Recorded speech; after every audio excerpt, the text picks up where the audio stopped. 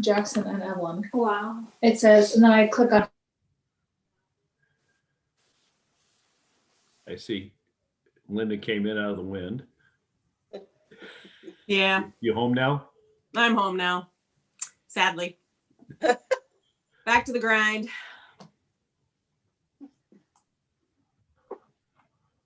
I was down at Ocean Shores till about noon today, and there was actually a tornado up the road at Mlk. It was so windy. Wow.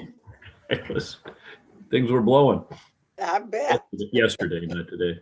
Yeah, yesterday was super windy. Well, it's 7 o'clock. I'd like to call the study session of Lakewood City Council for Monday, October 12th to order. The first item is the joint Lakewood Arts Commission meeting and work plan.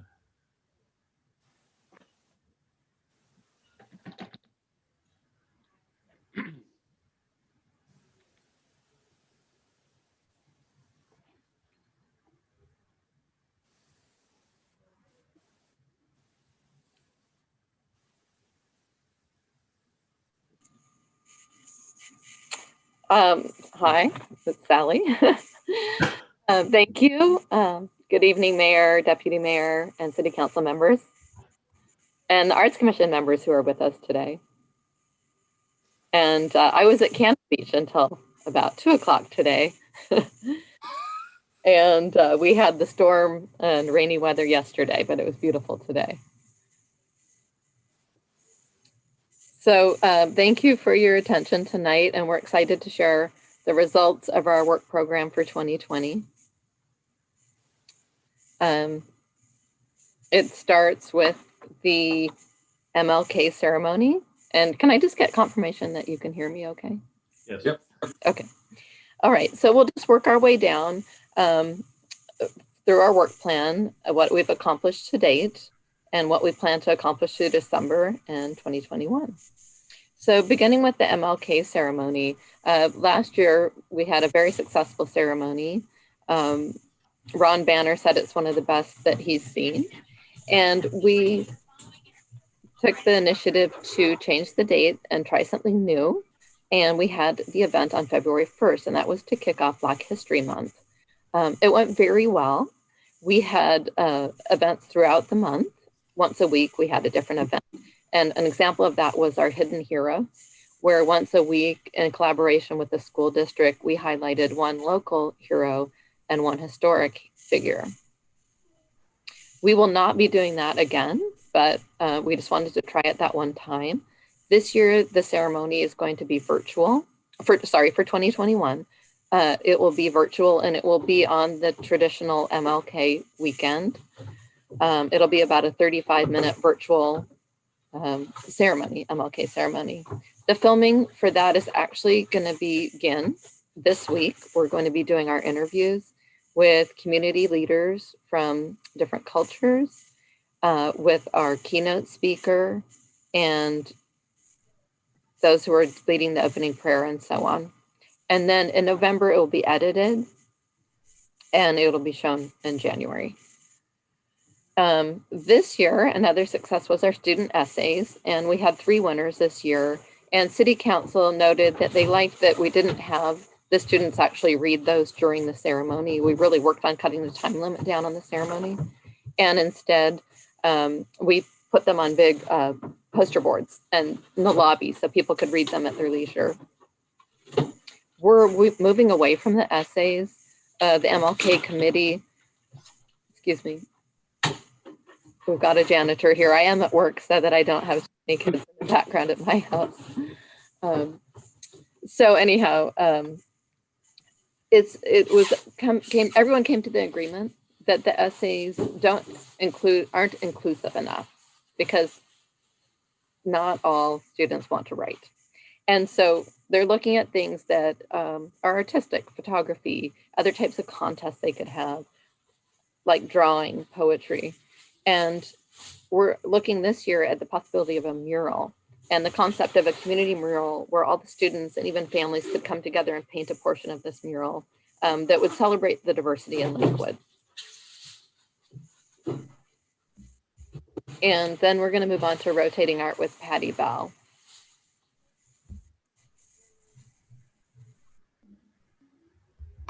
Sorry, I should know this a little better now to unmute. Hi, thank you for having me. I want to say hello to Mayor, Deputy Mayor, and the council members. And I am very excited to be here. This is my second year on the Arts Commission.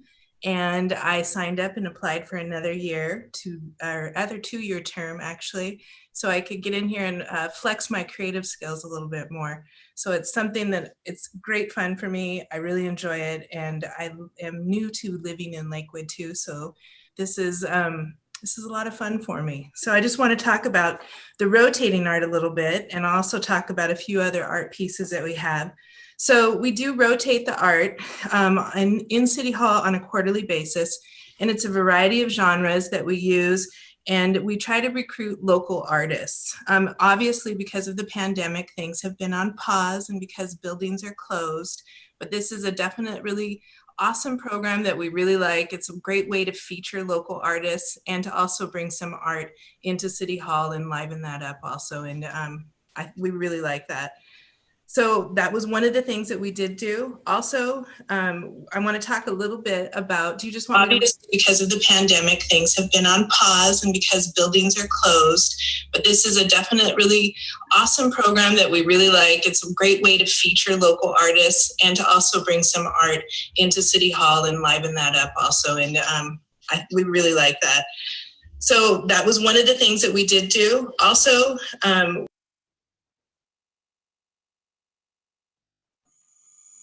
I was muted. If you aren't speaking, go to mute and it'll help cut the feedback. The host muted me. So, okay. So now I'll jump back in it. So I want to talk a little bit about the Colonial Plaza public art. So it's been quite a process, just really trying to get the right thing for the space, I think we've taken our time a little bit on it. We've gone back to the drawing board a few times. I think there's a really great artist on board.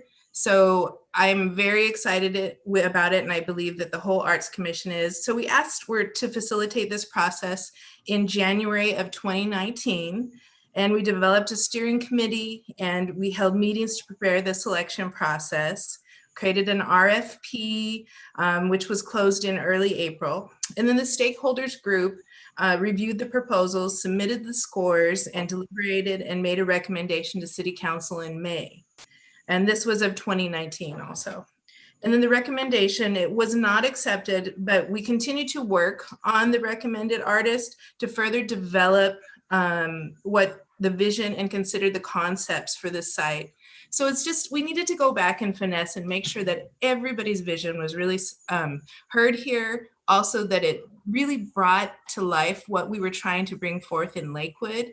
And also it's going to be in such this great new area of the Colonial Plaza that really needs to be a gateway type of area and have all of those great pieces to the art that is there. So we had the budget increased from 80,000 to 100,000, and the final design was presented to City Council in July of 2020.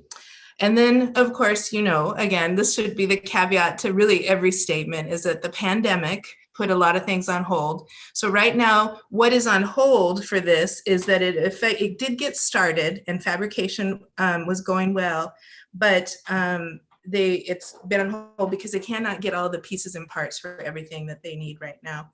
But what we're hoping, what the goal is to have these gateway wonderful pieces for the Colonial Plaza up in February 2021, and that is the goal, is so it'll be there for the 25th anniversary of the city of Lakewood. So it could be a great unveiling, a great use of space. Again, it's all outdoor.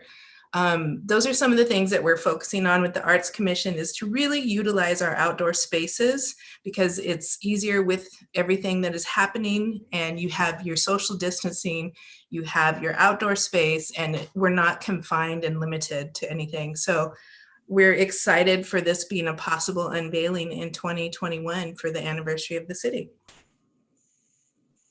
So I think Sally's going to talk next about the future of public art. Okay, the next thing on our work plan was a doozy, and that was the future of public art for Lakewood, and what would that look like. So the entire commission got together and researched different areas, and we came up with a public art program proposal, which I presented to City Council in July of 2020. And so this is the first time, I believe, in the history of the city that a comprehensive long and short-term public art program has been developed and presented. And it includes 5 components. It's murals, utility box wraps, iconic art, rotating art, and interactive art. The wonderful thing about all 5 of these elements, it's a clear 5 elements, 2 of which are very, very cost effective and we could do immediately, 3 of which are more expensive, but none of them are impacted by COVID. No matter what phase we're in, we could implement any of these if the budget is approved, which I also know is a challenge, and I understand that. But they don't involve bringing the community together. The community gets to see it all, but it can go on regardless, which is something that the commission is really working hard on, is to adapt and change very rapidly. So we're very excited about that potential. The budget for the program is proposed to be a combination of the McGavick dollars for the city days and $1 per capita. So that would increase the budget from $15,000 that we currently typically get from McGavick to about $80,000 annually. But I encourage the city council to, like always, think outside the box. With COVID. In our proposal, we proposed all 5 things starting and staggering out. But what if we just started with the wraps? We could just do 10 wraps for $22,000 the first year and 1 mural for $6,000. And the art integration framework plan, which kind of is the business plan for the whole thing, that whole thing would cost about $30,000. We'd get art out there, we'd engage student artists, we'd engage emerging artists, and we'd have immediate results for just $30,000. So there's some ways to play around with this, knowing that the city is really working hard to just keep its employees right now with COVID. So we hope that it'll get a positive response from City Council and that we can have some ingenuity around the budget.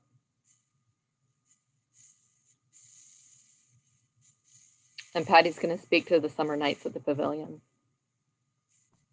Yes. So the summer nights at the Pavilion, that is another one of the spaces that we really want to utilize for next year. But we had a great success in 2019, and we were on such a roll to have another great successful year this summer. We had a lot of people lined up that we were very excited about. We worked really hard on it, but things change and we were flexible. So we received an increase in the LTAC funds in 2020. It was $20,000. This is up from the $2,500 in 2018 and $6,000 in 2019. So I know as the Arts Commission, appreciate that kind of support and love seeing, especially that funding come from LTAC. That's what it's there for. That is to bring all the lodging tax money in, and we appreciate that more money was given to the concerts and that we're really able to, we were going to make great use of that. So thank you for that, council members. And so this would have enabled, so the money, it's basically, we upped our concerts to 7 concerts, and they were scheduled to take place in July and August, but of course they were canceled. And historically, that the attendance ranges from about 200 to 450 people.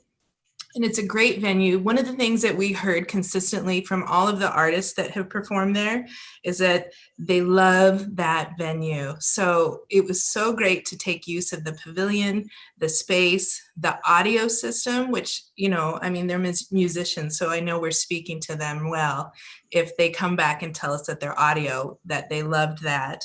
And so it's just one of the other ways that we're looking at using the great parks that are throughout Lakewood and how we could take these spaces and adapt and be flexible and still give all of the great things that we need to the residents of Lakewood, and also, you know, enhance in the arts and just bringing all of those types of activities to people that people are so desperately wanting right now. So that is what we did with the summer nights at the Pavilion. And again, thank you that we were just really able to we were going to bring in some great performers. The next thing I want to touch base on is the Life New Original Arts Film Festival.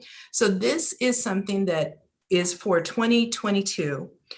It was canceled this year, but we are really taking a really good look at this because it's one of those programs that we want to be kind of our main, we want to take not as many programs, but narrow it down, really focus on something that we could throw a lot of energy into and make it a wonderful, wonderful event. And so with that, it could also be one of the first, it's going to be virtual also, but we were thinking about maybe this is something that we could put on the big screen in the Pavilion area. Maybe it's an outdoor event like that where people could watch the screenings. So it is something that could be more than just our typical Zoom virtual Teams type of function that we're really getting used to. And we could be real groundbreakers and pioneers in that, because I don't think that there's been anything done with a film festival that is both virtual and that we would show in the park. Is that right, Sally? That's right. If you can hear me, it wouldn't be virtual at all, actually. We would just have it out at the Pavilion and with an outdoor movie and do the awards at the Pavilion. I'm sorry. Yes, I meant that it would be like, we would still have things online that people could look at. So, okay, yeah. Yeah. So that's it on my report of the different programs that we have. And I think this now goes back to Sally to talk about the holiday festivities. Yeah, so now we're on to what hasn't happened yet. So come this winter, in December, we'll be working on our parade. Well, we can't do the parade as we did last year, which was a great success. It started from Park Lodge, but we had the concept of doing a reverse parade. So the idea is that floats will line each side of Colonial Plaza and the cars will drive by. Santa will hand out gifts and it'll be very festive. Everyone's really excited about it. I've gotten a tremendous response from the participants last year. They're ready to make their floats. It would be on December 12th from 6 to 8 p.m. in the Colonial Plaza. Now, we also always tie in a tree lighting.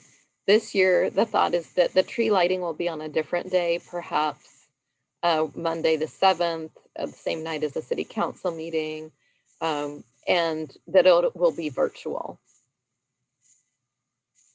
So the two won't be tied together. And that way the tree can be lit throughout the season from the beginning, or actually, I think our last meeting we talked about December 1st. So there's some leeway there. But regardless, it'll be a virtual tree lighting and then an in-person, well, in-car reverse parade.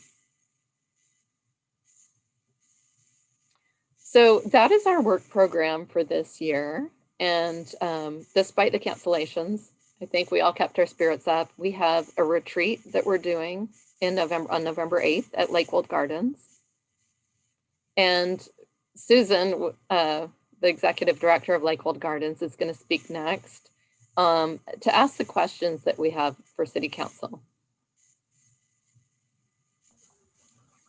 Questions from council? Mr. Whalen. I just want to thank all of you for hanging in there in this crazy year for sure. Here's my question on the LTAC money that was set aside for the concert in 2020 that we didn't use. Maybe this is a question for the city manager. I'm not sure where that money has gone or if it's just reallocated in 2021.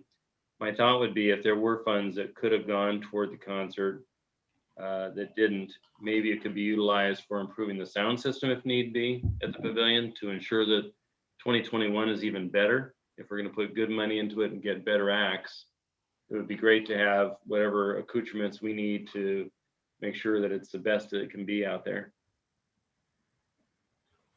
Hi, Jason. All that that wasn't spent had to go back. It went back into the LTAC pot and was reallocated for 2021. Okay. Are there any impediments to having fantastic sound system opportunities out there that we need to look at funding? Do you know, from what you've heard from the musicians from 2019? You know, we used our speakers, but the bands brought their own sound systems for the most part, and that was Mhm.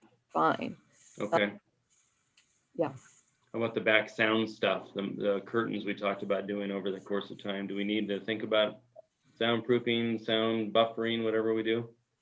You know, actually, Jason, the lighting is probably more important, having lights Okay. that come down onto the Okay. sections, which would be very easy to, Mm-hmm. garage door goes up, they would be placed there and shine down. Mm-hmm. Have we looked at that with any sort of We've estimates at talked all? about it, but we haven't drilled down on it. Okay, well, it's good to know. It may be something to look at. Because it does get dark around 8:15 sometimes out there, and it would be nice to have a little lighting. Mhm. But we're really encouraged by the space and the fact that we can chalk out 10-foot squares for each family and Mhm. absolutely make these things happen. That's great. Well, thank you all for doing all the great work you're doing. Any other questions? I wondered, can you hear me all right? This is Susan Yeah. Warner. Hey, Susan. Yes, cool. Hi. Hi, everybody. I'm just really amazed and really thinking that Lakewood is doing such a marvelous job in this really difficult time, and I compliment you for being so fiscally responsible. I would like to ask about how the council members see art as a conduit for healing during these tumultuous times and a bridge to making us feel more connected with our communities. Well, I guess it's one element that's very valuable, I think, for some people. I don't pretend to be a behavioral health specialist by any means. I'm involved both my day job and looking at allocations for the city council, is looking at behavioral health outreach. And one of the things that has happened since the pandemic is that there's a wide acceptance of the fact that a great number of people are hurting during the pandemic because of in most cases, isolation or disruption, the risk and the uncertainty. And so I think if you can find solace in something, whether it's music, visual arts, even the art of a garden, kind of a mindfulness aspect of kind of self-realization. So it helps. I know it helps me, and I'm not I have no talent in art whatsoever. I can draw a circle with a compass. I can turn on the apparatus that plays music. I like them both, and I don't pretend to be a critic or an expert, but I know it helps me. So I'm sure it helps others. Well, thank you. That was a very eloquent answer. And there's a lot of research that suggests that it is very helpful to the community at large. And that leads me to my second question. These are very difficult times, and I know that there's a lot of pressure on the budget, but we very much hope that some portion of the public art program can be funded. Many of the things that we are proposing in the public art program can be enjoyed in small groups, in individual spaces, so that we hope that that will be possible. And just wondering how you see that perhaps playing out. Well, I'd cede to someone else. We have 7 voices when it comes to that. I haven't heard a great hue and cry to cut anything to the bone in the budget at all, saying we're going to do away with this or we're going to do away with that as a draconian measure. We're trying to manage our way through Yes. without doing long-term harm. So. Well, we thank you very much for that. And it would suggest that you really value the program and that there's a long-term commitment from the city of Lakewood to the Arts Commission and public art programming. So we thank you for that. One more question.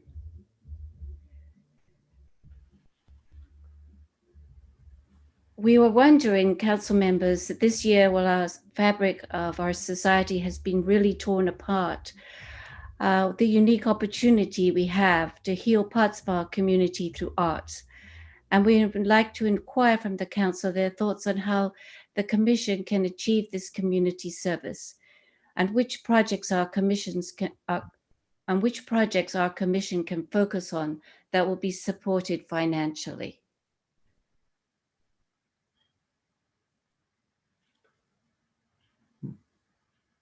Speak to that a little bit. Yeah, Mr. Whalen. If I can.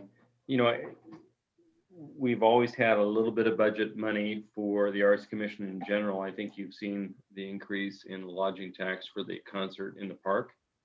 And I missed the little bit of the presentation last Monday evening or Wednesday evening where we reviewed it, but we do dedicate the McGavick Center monies that we get for the daily rentals.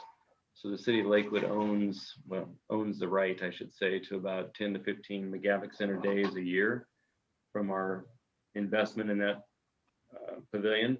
And from that, we get about roughly $15,000 a year for money dedicated to public art. And then you heard tonight, of course, we're putting some money into the concert series as well. So in terms of overall budgeting, I think we're increasing the budget in various component categories, but could we do more down the road? Certainly. We talked a little bit about having $1 a head for public art last year, but with COVID this year, I don't think we were able to fully fund that. That would have been another $60,000 toward public art in the next biennium. So I don't know if that's kind of what you're getting at, Susan, a little bit, but we're trying to be supportive and being prudent stewards as well as best we can with all the various programs. Well, thank you, Jason. Yes. And we put $50,000 of lodging tax toward Lakewood Gardens, which is Yes, I know. Thank you so much wonderful for that. civic and art and cultural hub in Lakewood. We all recognize.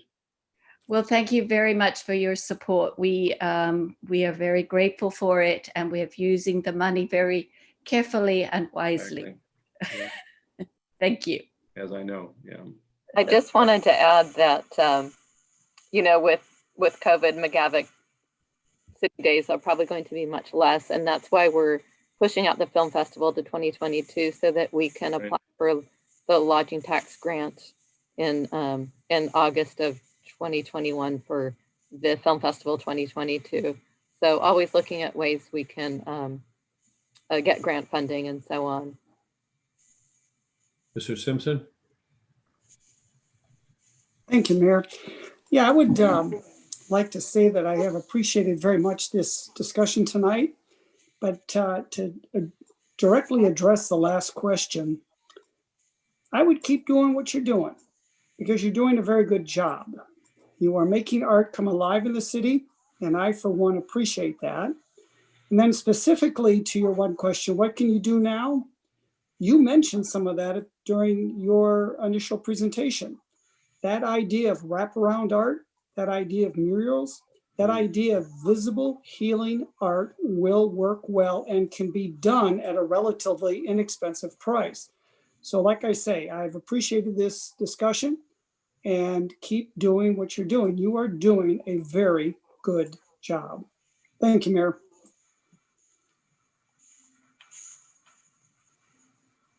Mr. Mlk. Thank you, Mayor. Just one observation, then a question. I pulled up the July 13th study session, and I do want to, where you set out your priorities and made the request.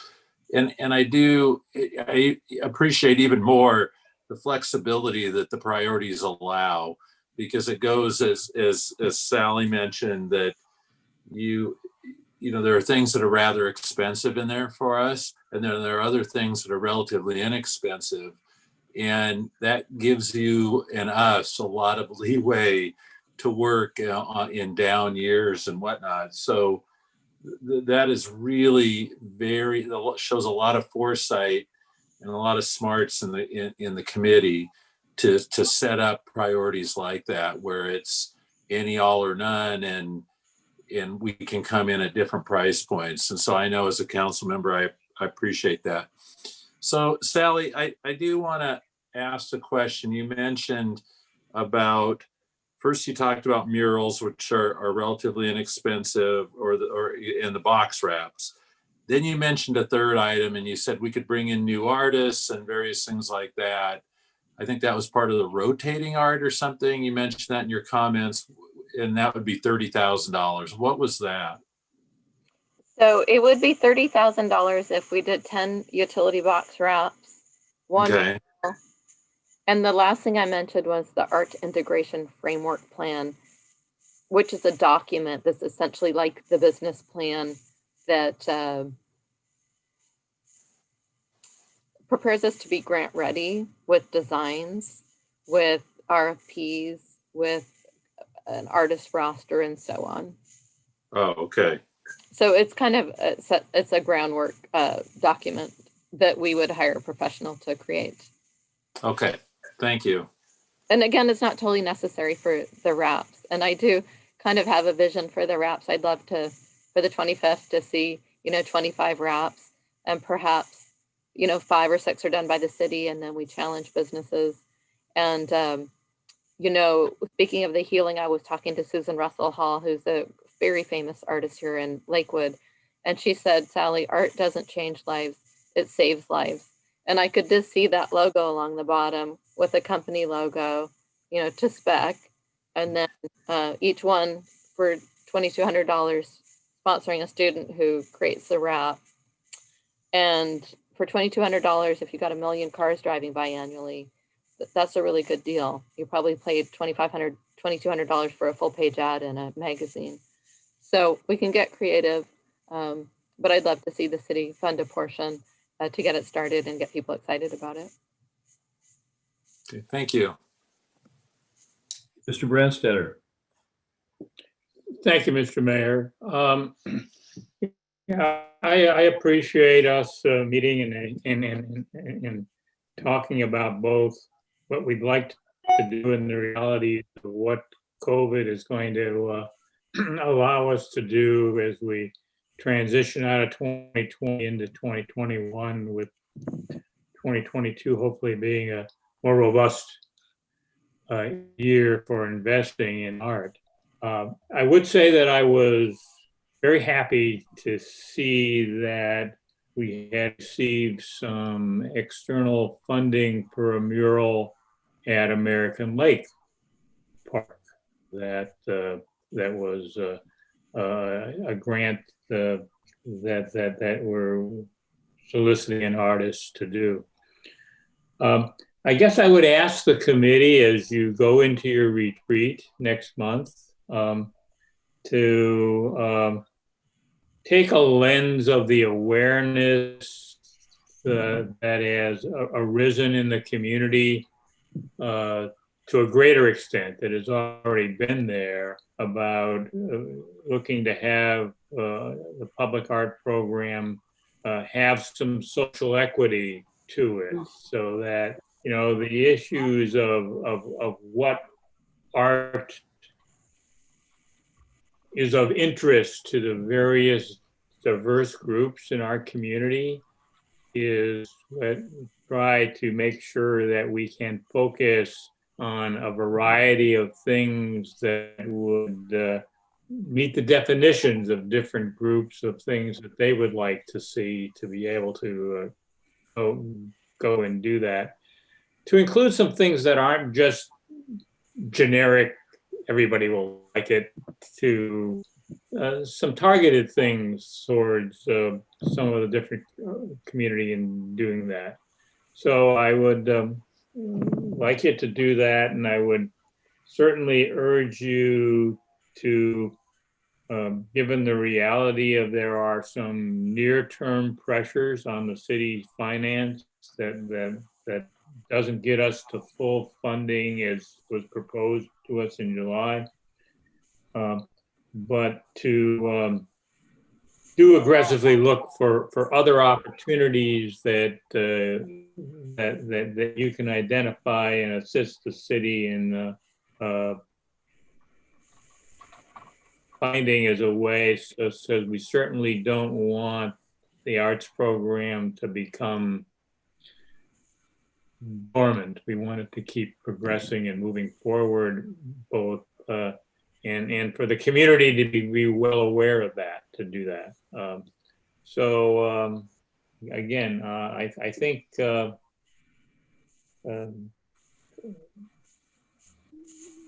you and we have a shared vision of where we want to get with a better and a more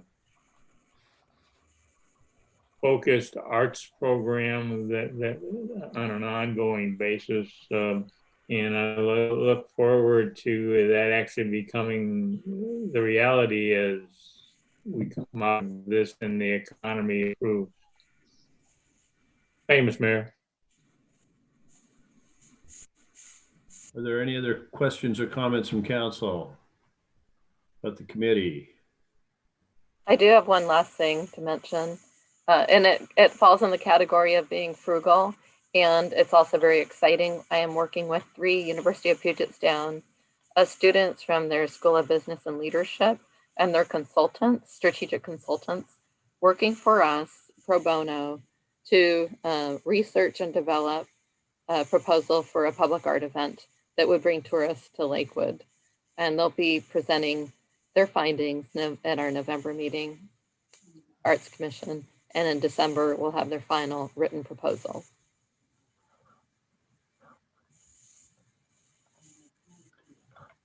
Sounds interesting.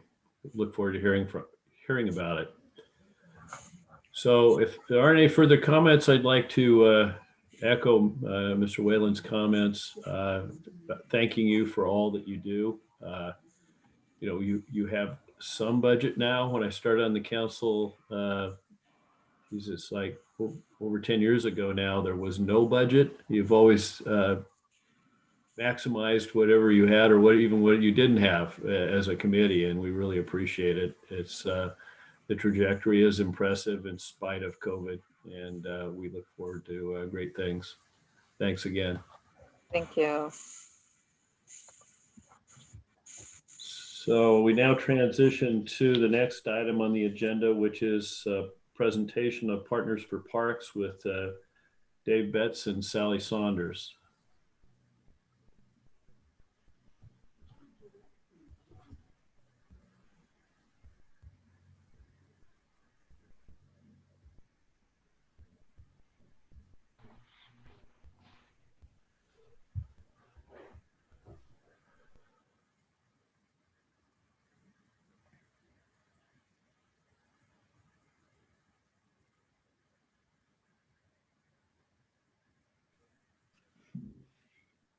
Do I go ahead and start? I wasn't sure how you guys were doing this. We'll see if Dave boots up here.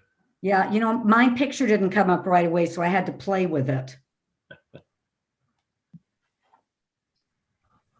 I'm getting a shared screen now. Let's see. I don't know what's happening. This is beyond my technical ability. There. Oh, there's. Hear me? Yes. Okay. Good evening, Mr. Betts. Good evening. Hi, I'm Sally Saunders, and I'm president of Partners for Parks. And I'm going to introduce Dave, and he's going to do most of the talking. But we are coming before the council, to thank you for your support of our barn project, which is the H barn in Steilacoom Park. Our goal is to keep it as the barns, but fix the inside so that it could be a place where people could have events, weddings, small parties, the backyards. We will do gardens because we want to bring it, preserve what it meant to us and what it has been, because it's been part of Lakewood for so long. And our gardens that we do around it will represent what the barn used to be. And we think the the council for the support that you've given us. And to talk a little bit more about this barn project, I'm going to turn it over to Dave. Well, thank you, Sally. I'd like to thank the mayor and the deputy mayor and the council for their support over the years with Partners for Parks. And we have been working on this project since 2017. We felt, or the board felt, that there is a lack of facilities to facilitate weddings, reunions, class reunions in the city of Lakewood. You have a choice of, you could either rent for $30,000, you can rent the Tacoma Country Club, but if you don't have that kind of money, there's not a lot of choices you have. And we arrived at looking at the H barn as a remodel of a historic building to the tune of $5 million. And we've been working on this for 3 years. And I want to thank the council for your very generous support of $20,000 in this fiscal year, especially in view of the pandemic and the, I guess you'd say it, unknowns that it brings. The Partners for Parks had hired James Guerrero Architects to do the working drawings of this facility. The facility will, as the H barn, you could have 2 different venues. It will have a food prep area, but not a kitchen, to allow the vendors or the cooks to bring their stuff in and make it presentable to the people that are there. We have thus far spent, I believe, $15,000 or $20,000 of our own money to get the working drawings from James Guerrero, and we have undertaken to hire Phoenix Rising, which is a fundraising firm, to determine the feasibility of raising the $5 million.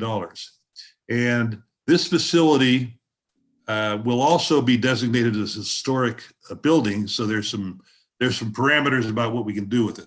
But we felt that there's a need here, and I think that our ace in the hole is the park itself. I was co-chair for the playground, and I can tell you that the people love that park. There's very little vandalism. There's including the playground. It has been, the only problem it's been used so much that some of the fixtures have had to be replaced. And if you go any day in the summer, there's 150 people there. And the city, as well as the constituents of Partners for Parks and Kiwanis and Rotary, have all stepped up because they love the park. And we envision, because of the pandemic, we are hiring the Phoenix Rising to find out if, while the community may love the project, can we raise the funds? And that is their function, to find the people with money and influence to get this project started. I am very, very excited about the project. I love the park. I use it every day, and I have had nothing but good comments from our city folks and the population that they love the park and what we've done. And it's because of your generosity that we can continue to build on that love affair. I am confident that we will, in the next 3 to 4 years, we will bring this job or project to fruition. Believe me, I've never been more excited. I was excited about the playground. It has turned out to be very successful, and I'm proud to be part of this. And we have a short video to show you our vision. And after that, I can answer any of your questions. I will. If I don't have the answers, I'll get them for you. So if Brianna is ready with her video, we can take a look at it. Thank you.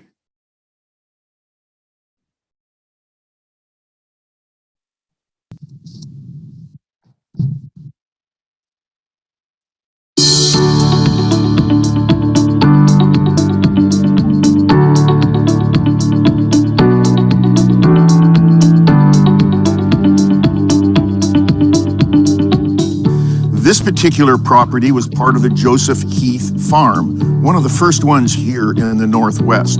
And the barns behind us, which is one of those targets of Partners in Parks, is important to preserve that part of history on this ground. The park, Fort Silicon Park specifically, has this rich farming history. So we've got these great structures, but they need to be rehabilitated. They need to meet all of the safety codes so that you can access them. And so we're excited about restoring the barn so that it can be a gathering place for our community.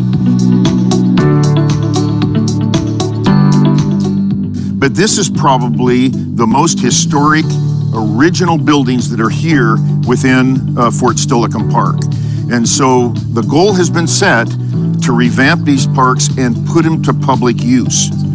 So the H barn at Fort Silicon Park, this particular barn was a milking barn. So Fort Silicon Park had really big farming. We had horses, pigs, cows, turkeys. And so this particular barn was a milking barn.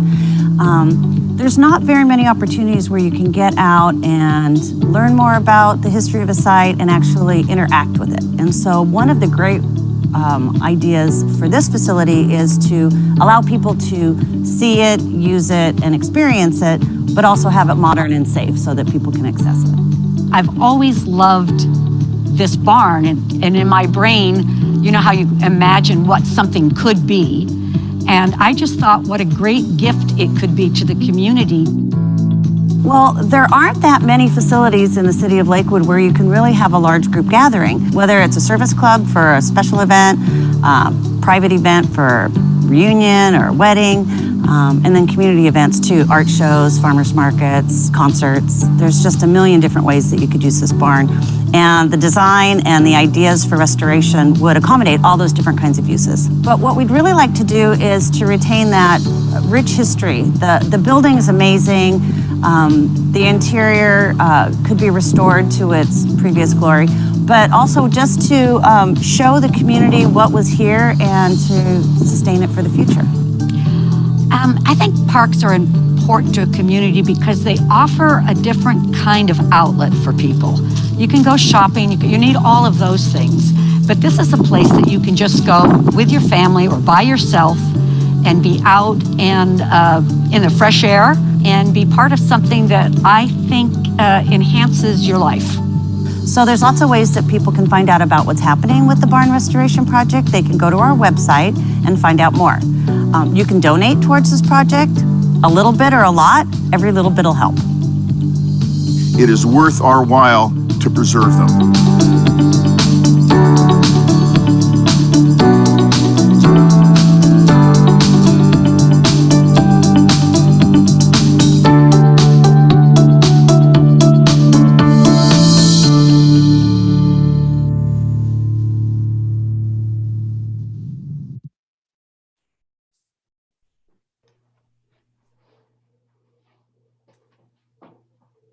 If you have any questions, I'll be glad to answer them as well as I can. Questions, Mr. Whalen? Dave, when we put the water and sewer in there down Angle Lane, did we do stub outs, do you know, for water and sewer to the H barn? I am not sure. I'll find out for you. Well, hopefully we did, because that would be Yeah. the smart thing to do. Yeah. I don't know if John knows. Mr. Caulfield is sitting on the seat of his chair there. I don't know off the top of my head, Deputy Mayor Whalen, whether or not I believe we did. Yeah, I thought we did, but but even if, we did that because part of our things for there was to put a bathroom in there. So when they were putting in the other bathroom, it was not anything more to be able to access the barn then. Exactly. Yeah. I hope. But even if there isn't a stub out or additional stub outs are needed, that's not a no. That's not a big issue not with the addition of the new bathroom at the dog park for sure. Right. Same thing with the water. We're not going to have a problem with water because there's a pretty good sized water line that goes down well. Yeah. Yeah. Good. And by the way, the reason that's important is not so much for the usage, but it's actually for fire suppression. So there'll be plenty of water to deal with that, given where the codes are today. Yeah. Yeah, I noticed in the working papers that James Guerrero had. We have fire suppression, above in the roof, etc., and the rooms. Our goal is to make this very user-friendly. The people love the park, and there are people in Lakewood that could not afford to rent a very expensive room for a reunion or for funerals or for weddings. And this kind of bridges that gap. And I believe that our ace in the hole is still that the people love the park. They love what the city's done. They love what Partners for Parks have done. And I believe that this will be very successful. Having said that, with the pandemic, we stretch it out 3 to 4 years, and Phoenix Rising will tell us if we have not only the love for the park, but for the funds to make this happen. But I'm very, very favorable to what we're going to find. I really am. So, Dave, when do you expect to have some input back from Phoenix Rising? Phoenix Rising said that would take, if they started at the beginning of the year, it would take 3 to 4 months. And frankly, Don, the reason it would is because the people with influence and money all go to California or Arizona. So they've got to run those people down. But they have a plan, and we've approved it, and we'll see. We won't go any further than the study if it turns out to be something that is too big a bite. But I don't feel that's going to be the situation. So one phenomena I have personally witnessed over the years, having practiced law in downtown Tacoma for 30 plus years, was that there's a lot of money in Lakewood that practices philanthropy in Tacoma. And I think my personal opinion is that has to be tapped successfully. I agree. And that trend has to be changed to make this work. So I think so. And, there's all sorts of ways to skin a cat. And you and I both know the people that could do this by themselves. But that is to be determined. And that's why we hired professionals. I was the president of the Tacoma Actors Guild, and we needed to raise money for that theater. And we thought it was an impossible task, but we hired a professional and got it done. And they know what we need to do. We think we need to know, but we don't. Yeah. So I'm anxious to get them started, and we will keep the council appraised on a monthly basis of what they're finding, and have further discussions if that is necessary. Okay. Exciting. And I want to add in, just because we had planned to have this done sooner, but again, the dear COVID stepped in and it kind of crimped us a little bit. So yeah, one thing that I have seen in 2 separate instances regarding nonprofit fundraising for very large, almost one-time projects. Yeah. Different organizations, was that the fundraising precedes the fundraising. And so if there's something we can do as a city to help host something out there on one or more occasions for potential donors, just to get them acquainted from the site, not to make an ask, that might be helpful. We'll rely on your experts to tell us if that's needed. Exactly. And I think they're going to. We welcome any input. Yeah. I think that what the fundraising folks are going to have is they're going to have tasks that the board is going to have to do, as you know. And but I'm confident that we have something that we can sell the sizzle and not the steak. I think that people will buy into it. Okay. Although I did hear the comment that about something about bringing the inside back to its former glory, and having grown up with a dairy barn in the extended family, I think we can do better than its original glory. Yeah. At one time, the barn that fell down had housed 500 turkeys. for the inmates. And they had over 300 hogs. It was a self-sustaining farm for the people that were using the facility. And there's 370 souls buried there that, you know, they could live there because of this farm. Isn't it? Unfortunately, the primary treatment facility was Wahawk Lake. So I know. Sorts of things we We're not going there. Yeah, we wouldn't want to get the Environmental Protection Agency to take a look at the silted. I don't think that'd be a good idea. So, well, thank you very much. If there were no other questions from council, we look forward to hearing the outcome of your expert study and wish you the best of luck and good fortune in pursuing. Yeah. And I really appreciate the help that the city has given Partners for Parks. We have spent about $350,000 of our own money and from our supporters that belong to the Partners for Parks. But without the city leadership and cooperation and energy, this wouldn't be possible. And I thank all of you for your help and your charity. Thank you. And I agree with that. Thank you all very much. Thanks. Thanks for being involved with the city. We appreciate it. Good night. Night. Sally. We now move to a review of the agreement with the Humane Society for Tacoma and Pierce County for animal sheltering with Assistant Chief Anfred.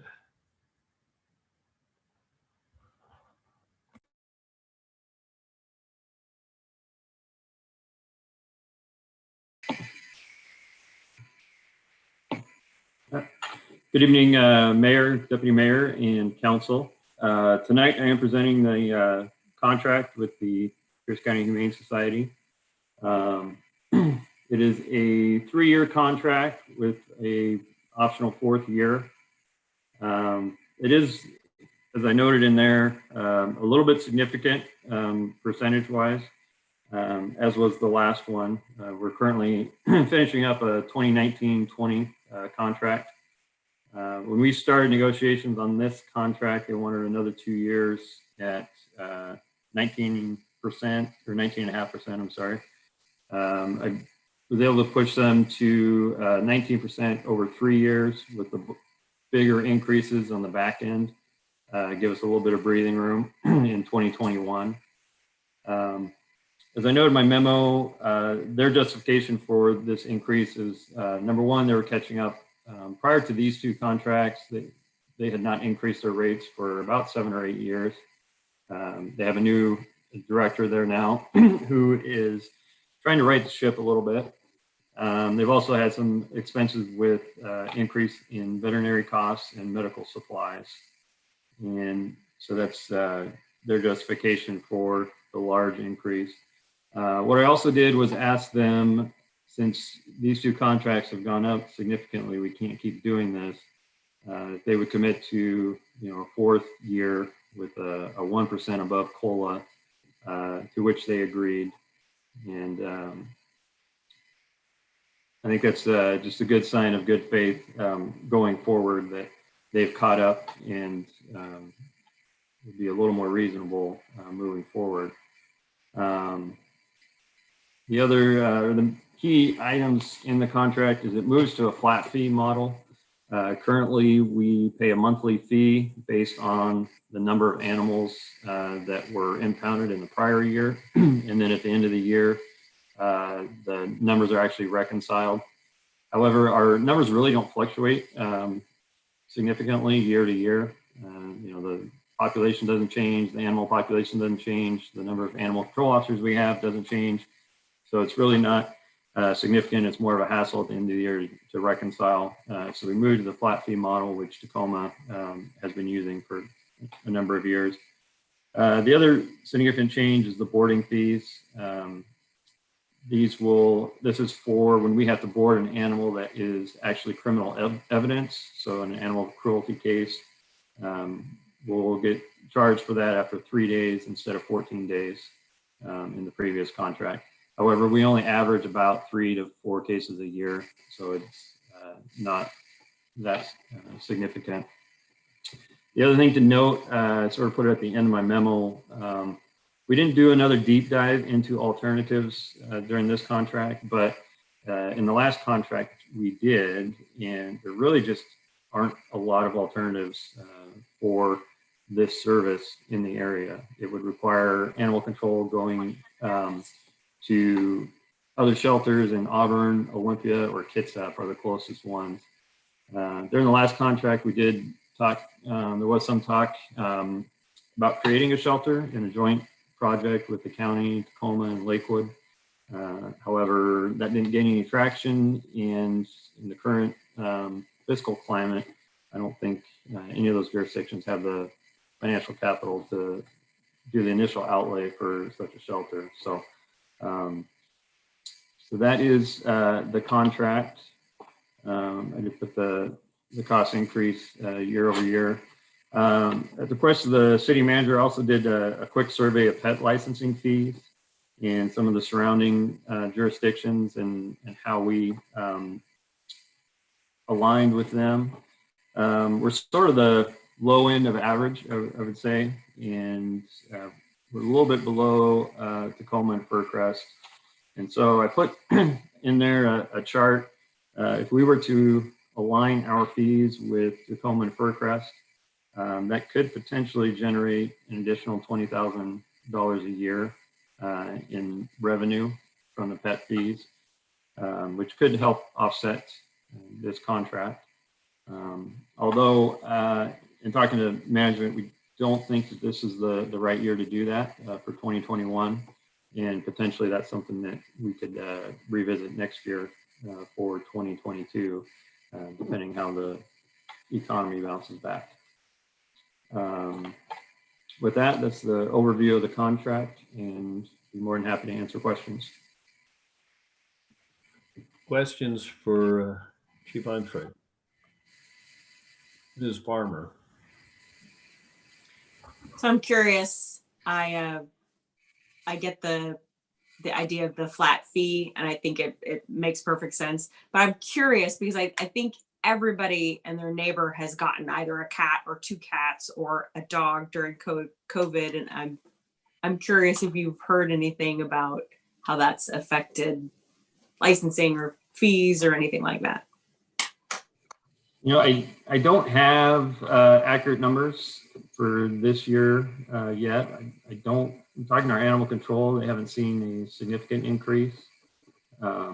But we will get our annual reconciliation here in January. And I can certainly ask the Humane Society for current numbers. Thanks. You bet.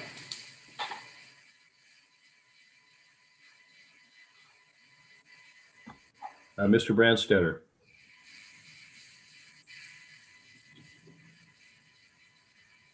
Yeah, thank you, Mr. Mayor. Yeah, Chief Anfred. Our animal control officers serve Lakewood, DuPont, and Stillicum. And it's that this one contract will cover their work in all 3 communities. There's not a need for those communities to separately contract the Humane Society. No, they will need their own contract with Humane Society, and we just provide the animal control services up to that point. So are they doing that essentially the same contract as you're proposing to us? I don't know if Stillicum and DuPont are. I know Tacoma and Pierce County are on the same general structure as we are. Well, I think I would just want to be sure that our animal control officers don't have to deal with different rules in their dealings with the Humane Society, depending upon where the animal resides. I had a question. I understand the change in the boarding fee. We'll just start paying the boarding fee earlier for those two cases of where we have an animal cruelty case of where we're asking an animal to be boarded while that's resolved. Is that going to apply to dangerous animal investigations when we have have to have an animal boarded while we're deciding whether it's going to be declared a dangerous animal to go through and do that, or is that cost going to be borne by the owner? Typically, those animals are quarantined if there's an injury, and then they're released. If it is the boarding typically comes in for animal cruelty cases. So the potentially dangerous dogs, we typically don't board them at the Humane Society. They're released to the owner under those restrictions. And then one other thing is that most contracts that the city has in our template, we have a requirement that the folks that we contract with use a specific system for screening their own employees to make sure that they are allowed to work through the system to do that. And I didn't see that provision being placed upon the Humane Society in this contract as it is with most of the other groups that we contract with. Councilmember Branstetter, are you referring to E-Verify? Yes. And I apologize. I did the review on this with Assistant Chief Anfred, and in my review, sometimes you miss the thing that's not there.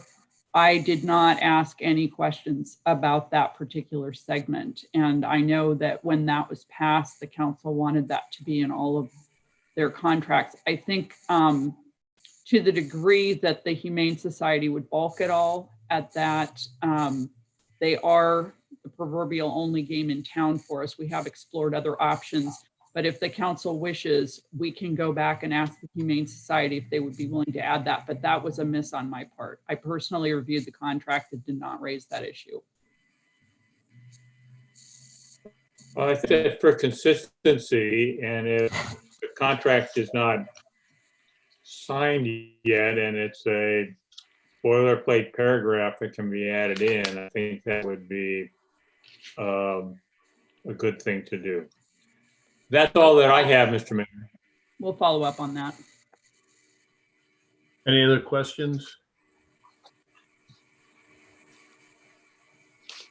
I'm not seeing any hands. I thought perhaps Mr. Whalen was going to suggest that you had a licensing fee based on the value of the dog. But that would not be good. It'd be too expensive. All right. Thank you very much, Chief. But get it on the way to the good thing. All right. Thank you. Thank you. Now we'll move to review of home funding for Tacoma Pierce County Habitat for Humanity for acquisition and development of affordable housing. And for this, we have Mr. Buer and Mr. Gum.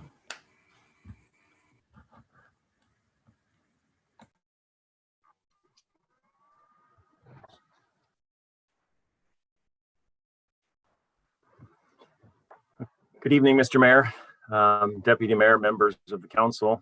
Tonight before you, we've got a memo for Habitat for Humanity to acquire three parcels. They're all contiguous. 15121 Boat Street and 15123 to 15125 88th Street Court Southwest. They're in the Tillicum neighborhood, directly behind a large portion of Habitat properties that are already developed. So this is again, it's an acquisition and home funding proposal. The home funds would be funded with our affordable housing fund. Those funds are allocated annually as part of the annual action plan. You all as council awarded some of those recently to the fund for the 2020 cycle. There's a balance of in excess of $700,000 in home funds. This proposal would be a $600,000 proposal for habitat, $40,000 for staff time. The property itself is actually it would be to develop 9 affordable low-income houses for homeowners. So the property is kind of a unique property in the Tacoma neighborhood. As I mentioned, it sits kind of directly behind some habitat developments. There's a couple of maps that are in your agenda packet that you can see that kind of detail the property, where it is and how it's going to be developed. So the property sits just south of a 8-unit single-story apartment complex and a 2-story 8-unit apartment complex. And then directly to the south of what will be this development are mostly single-family homes and some rental units and so forth. But it's a development that will fit in with the neighborhood. They're proposing to do 4 duplexes, 1 single-family home. The property was, I'm trying to remember when we did the demolition on that, 2015. It was a dangerous building site. We went in and removed a number of trailers in that complex, number of dangerous homes. There was about a $53,000 lien, so that lien is part of this loan to be repaid, as well as the development cost for habitat. There's a couple of things that need to be taken care of if this development is approved. There's a zoning amendment, a comprehensive map amendment. So it would have to be rezoned from a single family to multifamily 2. So it would go from an I believe it's an R3, yes, to an MR2. So that zoning amendment would allow a property that right now can sustain 4 units all the way up to a 9-unit development, which is what Habitat is proposing. That zoning amendment, Habitat did miss the cutoff for the zoning amendment that you all just saw. So in order to get that on there, you all as a council would have to approve that as part of the action that would come forward in 2021 as the amendments to the zoning as part of the council docket for that. I'm trying to think of where we're at with this one. It's kind of an interesting property and kind of a unique property. The acquisition cost and the development costs are relatively high. It's something we're seeing on kind of every project as they come forward. Development costs are increasing kind of exponentially right now. So this one, where it's located, some of the things that are going to drive the cost of this property up and costs for development are things like a water main extension. There's some streets and curbs and gutter improvements that'll have to be made, as well as a sewer extension, which I believe is one of the things that has kind of precluded the private sector from developing this thing. In order to develop the property, it will have to be hooked up to sewers, and in order to get sewers there for a private developer, they would have to run the sewers down Boat Street and around the corner. It's a, I don't know, 1.5, 2 block extension that they would have to do, which is fairly expensive. The nice thing with Habitat developing it, they have an easement on the front of the property. One of the ones that they recently developed, 15116 Portland. So it'll cut the costs a little bit for Habitat. On the map that you can see, there's 3 parcels. There's A, B, C, and D. So the A, B, and C are the actual parcels that are looking to acquire, the Boat Street and the 88th Avenue. Parcel D would be another parcel that would be coming forward probably somewhere in mid-2021. It was another parcel that we've demolished and had a dangerous building action on, that Habitat will be coming forward to kind of put together in this whole packet and make it a larger development. That being the case, so they could get an easier sewer access. The easement that they have on the parcel right now gets them what they need, but it's not really an easy sewer access. It doesn't connect up where they need it to. It kind of goes through one of the parcels and cuts it off a little bit. It's still workable and it still works. but it will be a better development with the parcel D added. So the thing that should be noted is when Habitat did come in with an application, their original application was $500,000. We are proposing to fund it for $600,000 for Habitat, only because they didn't include water main extension. They didn't include some of the storm sewers and some of that stuff that we know that they're going to have to address on the property. So we increased it we are increasing that ask to $600,000, which will cover the sewer and water extensions, as well as some of the street improvements and so forth that are needed on that property. That's kind of the proposal in a nutshell. If council does approve this, it will be coming back to you all in the next council study session or next council meeting as a minute motion for approval. If you all have any questions on myself or Dave, hopefully I can answer them. I do have a question. Mr. Whalen. So this is one of those perfect examples where we hear a lot of chatter out there about why aren't we doing more about low and lower income housing, and why isn't this a regional thing? And then when I hear some of the impediments about sewer extensions, and I'm thinking of Pierce County as the owner of the sewer utility, why can't we get the county to help contribute somewhat to this extension of their own sewer utility to make this happen? Because this housing issue certainly is a regional issue, and I think the county needs to step up somehow. Yeah, I would agree. John, you.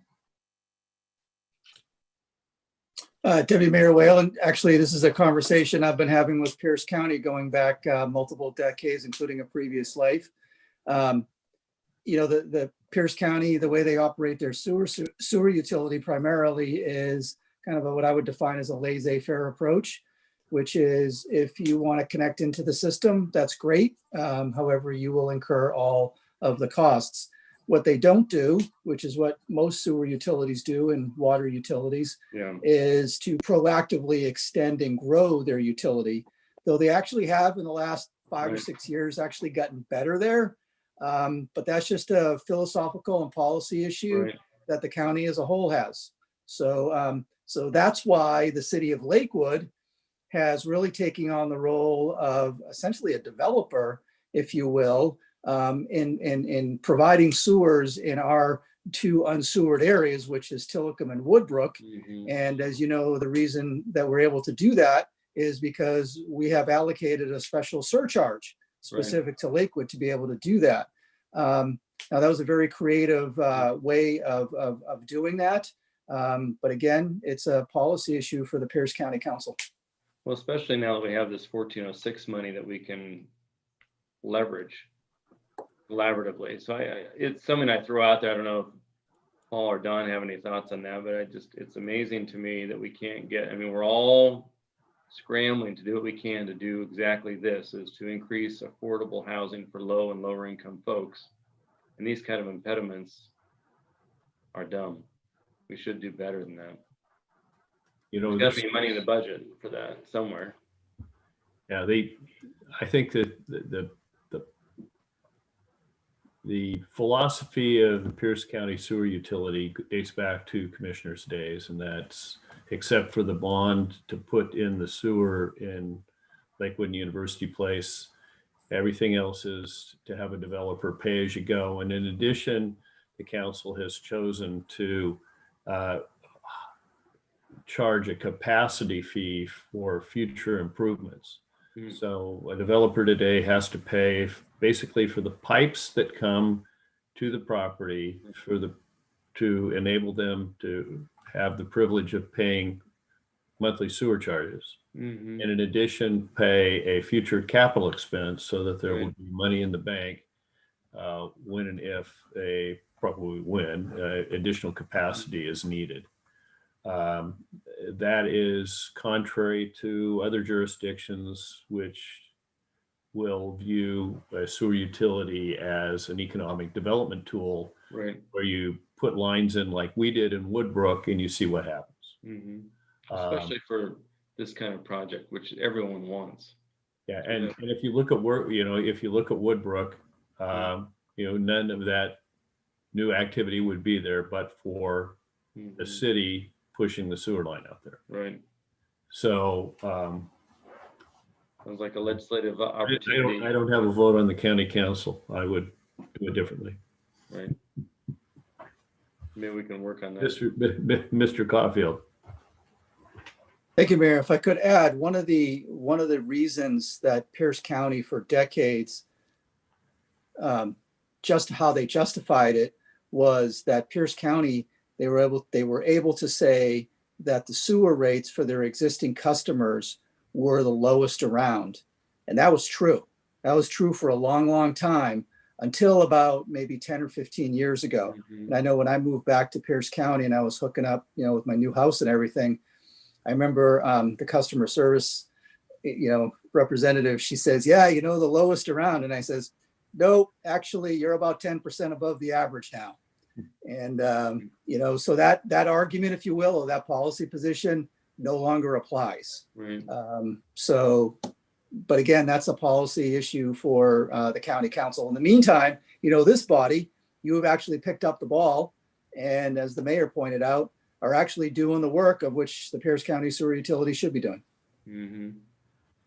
But at an additional cost to our community, might add. Exactly. Well, and to the policy pursuit of more lower income housing for folks who need it. So on this project, I have a couple of questions. This is the first time I've seen Habitat do duplexes. How are they handling the ownership of that or proposed to? They did a couple of duplexes on the commercial avenue. They did 2 duplexes in there. So they do those as a condo space, I believe. I forget exactly how they break it up, but they do a condo on duplexes. And do the sewer and water extensions here benefit any other properties? No, they're specifically for those. If they end up going through either of the Portland Avenue properties, they go directly to that property.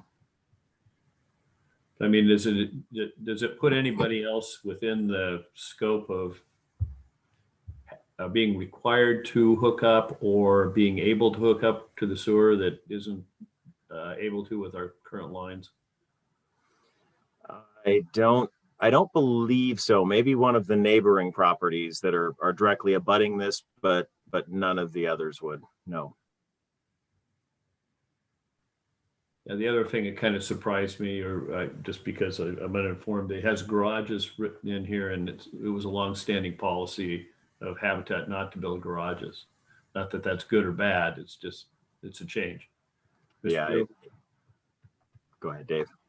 I would point out to the council that these are concept drawings at this point, so they are subject to change. And I just wanted to inform the council that some of these details may not be what they finally construct, Mr. Mayor. Mr. Gum. And that regarding the garages, they have moved to constructing garages. When they constructed 2 houses for us on I'm trying to remember where it was, Thorn Lane, one of the houses, they developed 2 garages on that property. They were having increased complaints about cars being parked in the road and things stored on the side, and they're they're really trying to do garages for everything they do for us in Lakewood. I think that's a good idea. Yeah, I just remember at I forget the name of the project. They did a street in the east side of Tacoma where they did the entire street, and I walked into one of them. The architect was a high school friend of mine, and it was the house I grew up in, the 1,000 square foot, 3-bedroom, 1-bath house with a carport. It was kind of eerie that it had exactly the same floor plan. Yeah. But I asked about the carport because we always thought we should have got a garage. But Mr. Bureau. I would just point out to the council that if it wasn't for our dangerous building abatement program, even though it takes time, this kind of redevelopment would not take place. Yeah. So it all kind of goes hand in hand as part of improving housing, but also redeveloping neighborhoods. I remember this property well. I went down and looked at it when we were getting ready to abate it. The mess had a couple of bombed out trailers on it. It was a real mess. Hey, Mr. Mayor. Yes, Mr. Mlk. I have a question for either Mr. Gum or Mr. Buer. The home funding, and now you're requesting $600,000 rather than the request that Habitat made for 500. Is that all our money next year? I'm looking at page 17 of our packet. Is that all the money for 2021, or does that go into 2 years, or how long does this project work? What do we have left? I can answer that. It's actually a number of years. I used to have a Post-it here on my desk that had the breakdown, but I removed the Post-it. We have a whole number of years that are going into this funding. So we have some paybacks that we've gotten over the years. So there's some program income that we're using. There's a little bit, I think, of 2016 monies, a fairly decent chunk of 2017, 2018 monies. There's I think another payback in 2019, 2020. We're not using all of those funds. Most of them are coming from either program income or some previous year's funding that we haven't fully expended. So it's kind of all across the board, but it does leave us another somewhere between 150,000 to 160,000. I think we would have left with the 2020 funding and so forth that we're moving forward with. So there's still enough monies to do yet another project, which I'm hoping we can do with another Habitat coming forward. Okay, so then when you say paybacks, what paybacks? Homeowners who've sold their house. So before the 20-year, we've got a 20-year affordability period. So if they sell it, we get our monies back inside the affordability period. We've had a few of those pay back. We've had some homeowner rehabs that have paid us back that we need to use the monies. Once you get it, you have to recommit it within a couple of years and keep the monies moving. So we're turning those. Okay, so then this is a little bit off topic, but let's keep it on housing. The 1406 money, could we use the 1406 money in your estimation, for a project like this? So if this was a bigger project or we were low on the CDBG side, could we commit our 1406 funds to this? Yeah, we could. It's for the development of affordable housing, and it's got some easier restrictions. I mean, CDBG and home are difficult. Our 1406 is easy to develop. So yeah, we could. Okay. Thank you. Ms. Farmer. Thank you, Mr. Mayor.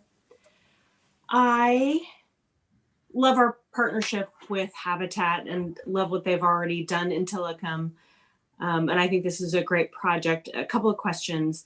Have they indicated that the project won't move forward if they don't have the additional funding for the water main and the sewer extension? No, they have not indicated that. I'm preemptively putting it in their budget because I know it's coming. Because you see that, right? Okay. Yeah. I know that the laws of the marketplace and that land is a little bit cheaper in certain parts of town, but I would love to see the city take the lead on something that would provide more integration into some of our communities that are kind of stuck in their ways, for lack of a better term. So I don't know. That's obviously a policy question for my fellow council members, but it would be this idea. I love this idea of utility infrastructure as economic development and being able to pave the way, if you will, use some of our funding as seed money to spur private development in some areas where maybe it doesn't quite pencil out for the private sector. So just a thought. Mr. Brandstetter. Thank you, Mr. Mayor. Mr. Gum,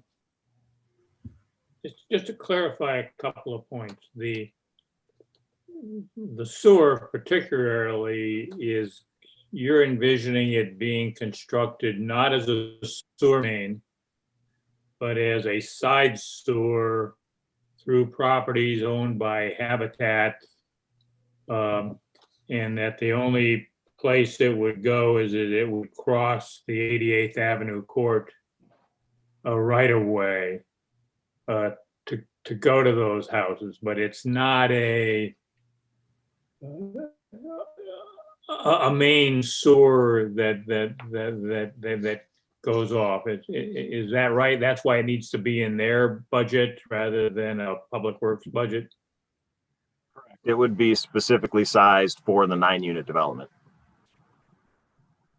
Okay, so it's different than Maple Street where we did a public works sewer down Maple Street to get to the front of their houses. That's not what we're doing here.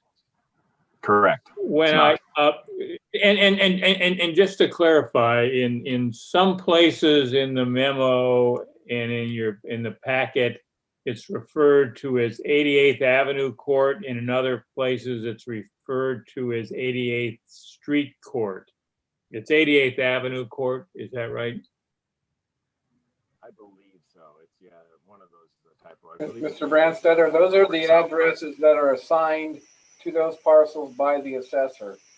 I know it's confusing, but those are the addresses that we are attempting to use so that they match the assessor's parcel numbers. So I guess I'm just saying is that in the memo, it speaks to the properties being on 88th Street Court. Yeah. And then on the maps, it says 88th Avenue Court.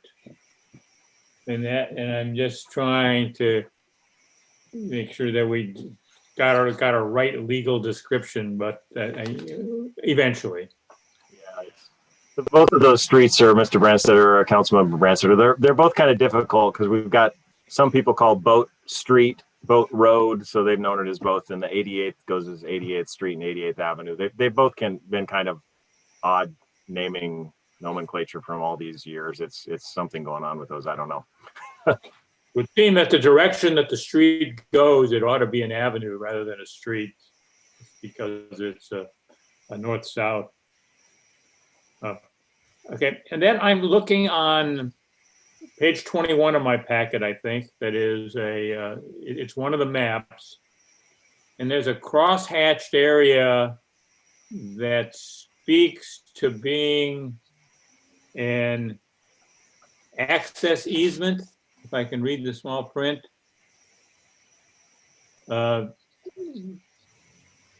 What does that actually mean? Is that's not a vacation of that right of way, but are we providing that right of way to be a part of that lot with an easement? And is that something we can do without cost to Habitat?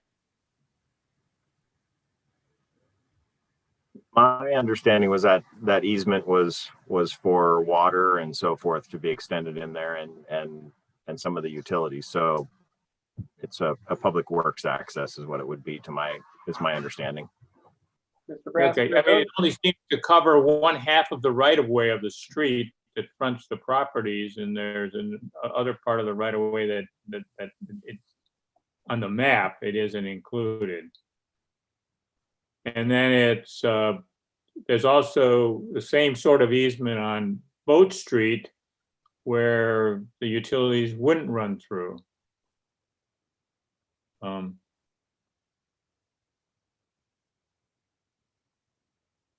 Mr. Buer. So the maps that you see, those two maps in the documents are provided by Habitat for Humanity. I do not know why they placed those documents or those nature marks on those concept plans, but we will have to resolve that prior to any types of permits being issued. Well, it looks like there are accesses for each of the 4 garages, like a common driveway. yeah, it would seem that they're almost seeking to vacate half the right of way of the road to be able to create the access to those driveways. So something to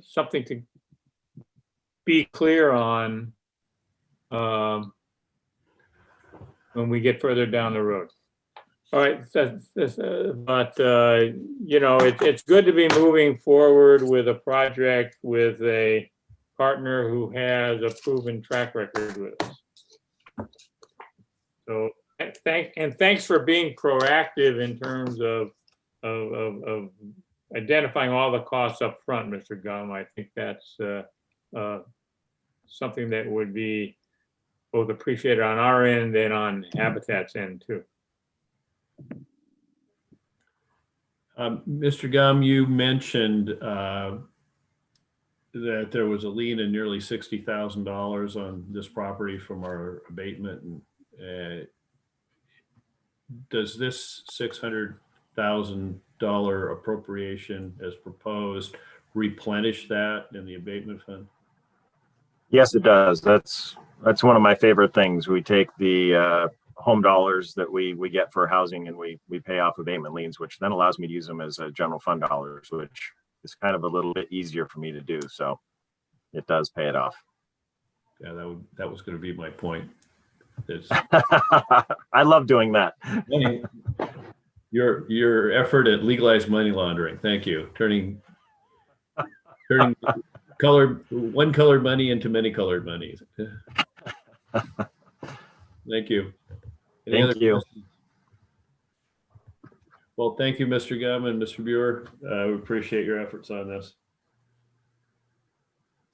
Thank you. We now go to reports by the city manager, Mr. Caulfield. Thank you, Mayor, and good evening, Deputy Mayor and council members. Handful of updates, if I could. We learned earlier this afternoon that the Lakewood Colonial Plaza was selected as a winner in the 2020 Washington State Awards Program for Excellence in Planning. So congratulations to all of you for your vision. In addition, congratulations to our Colonial Plaza team, which included representatives from multiple city departments, including Community and Economic Development, Parks and Recreation, and Public Works. We understand the competition was quite stiff, so you're in very, very good company there and being recognized for that project and for that community investment. Pierce County EOC is going to have their mobile testing for COVID-19 in Lakewood once a month for October, November, and December. It's at Fort Steilacoom Park between 10 and 3 p.m. And the days are actually this upcoming Thursday, October 15th, and then another on Friday, November 6th, and then yet another on Friday, December 4th. And this is an opportunity for folks who want to just get free testing regarding COVID-19. So kudos to Pierce County EOC, their operations center for Emergency Operations Center, for providing that resource to our community. A longstanding analysis and project that we've been working on with Camp Murray is evaluating the benefits of annexing Camp Murray. And you may recall a number of years ago, myself and the mayor, we met with the Adjutant General over there, General Doherty. And after a couple of meetings, he did agree to allocate resources and time and expertise to evaluate whether or not it would be beneficial for Camp Murray to annex into the city of Lakewood. One of the general's ground rules was that it can't cost Camp Murray money to become part of the city. So over about the last year and a half, or maybe even 2 years, our team has been working very closely with Camp Murray's team, and they had I think 6 or 7 folks assigned to this project, and we had 2 or 3 on our end, led by our senior policy analyst, Shannon Kelly Fong. And as a part of that analysis, unfortunately, we were not able to get to a point where it would either be equal cost or less cost to be annexed into the city of Lakewood. And we do have that work, and we plan on presenting it to you as part of an upcoming study session. I think we're looking at November 23rd to go over that with you. However, one of the other areas of discussion that we had with them relates to the boat launch. And there's that boat launch that's, that's actually part of Camp Murray, but it's open to the public. Their fence line is actually moved back from that. That's actually where our police department and West Pierce Fire and Rescue have their Marine units based out of for patrol and emergency response on American Lake during the nicer times of the year. And they are willing to continue to have a conversation about jointly redeveloping that.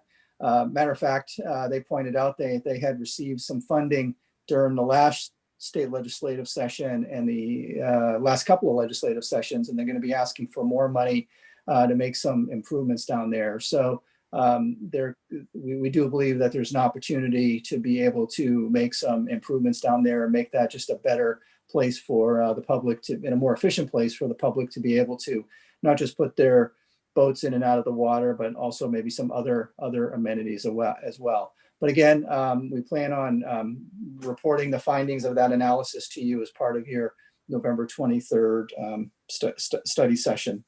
The Lakewood Landing project continues to move along.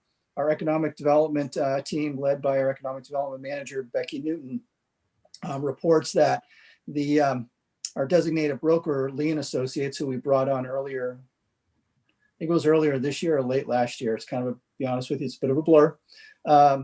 They have been able to get the majority property owner of our phase one, the 12 acres, kind of right in the middle of the 25-acre site, Diamond Properties, and they own about 10 of those acres, to actually agree to cooperate on either co-developing or selling it outright to a future developer. Likewise, two of the other adjacent property owners, which would make up the 12 acres, are also interested in doing that. And of course, WashDOT is interested in doing that. Our team has actually had some meetings and discussions with a number of regional developers, 6 so far, who are interested. We plan on expanding that and maybe doing a national search as well. And but things continue to move along in that area as it relates to that project. Also, Ms. Newton was having a conversation with a commercial broker out of Seattle. They do primarily work in the Seattle core area, King County, but are now looking to expand into the South Sound, particularly Lakewood.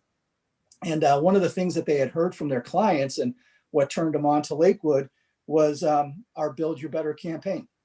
And apparently that campaign is getting some really, really good traction. And so we're actually getting unsolicited phone calls and contact from the development world because of that campaign. And as you know, that campaign was only stood up, back in February, and also given what's going on in the world, the pandemic, people are paying attention to it and have an interest in Lakewood. So, so some good news there. I think as you're aware, the state legislature created a commercial aviation coordinating commission about 2 years ago. And the purpose of that commission is to look at another commercial airport here in the Puget Sound or Western Washington area. I think as you know, I've reported in the past that they had narrowed it down to 6 sites. However, they also then threw back in McCord Field, which is part of JBLM. Of course, the city of Lakewood, as well as our federal delegation, are all adamantly against that. Their next meeting is this next Wednesday, a week from Wednesday, October 21st. In advance of that, we sent them a letter expressing why it's not a good idea.